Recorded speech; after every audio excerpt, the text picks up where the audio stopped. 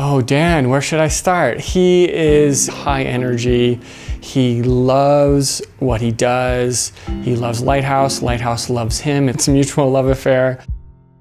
I really admire Dan's passion and commitment to sharing writing with all sorts of different people. I think one of the goals of Imagine 2020 is to create more spaces for writing in Denver, and I think that Dan absolutely does that.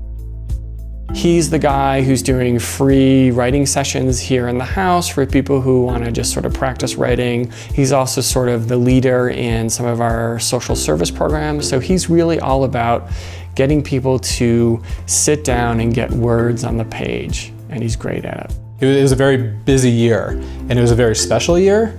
I mean, we partnered with so many organizations this year that we hadn't partnered with before. Dan is fantastic to work with. The very first project that I worked with him on was a Write Denver walk. Write Denver is a Write the City project. We want people to be able to read the city and write the city.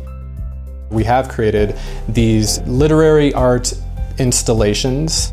So people, they're literally reading the city as they walk to work. They can also attend some of these free generative workshops as writers. There are these street signs hanging outside on the gate of Lighthouse right now that actually came from that collaboration that Write Denver did with the Denver Voice. It's a bunch of poems and little snippets of writing that people wrote from that walk.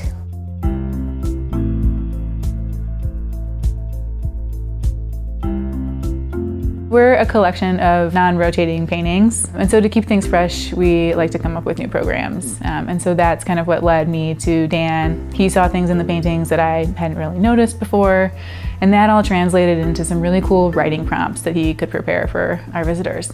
So really it was, quiet time to think and to engage with the art, look more closely at the art, and then work on their writing. They would then stand in front of the painting and share what they had written with the rest of the group.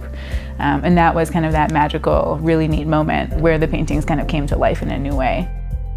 So many of the collaborations this year, I'd never been to those places, but through those partnerships, I feel that Denver is like this unlimited, boundless city.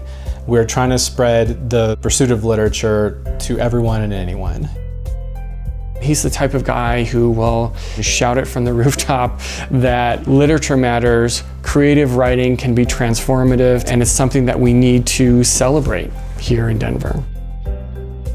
He really puts so much attention and effort into creating an experience that is both accessible and that's something that people can share too.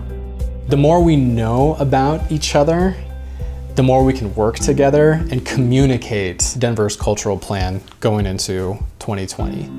It's very exciting. I think all the other cities should be extremely envious of what we have and what we're trying to do.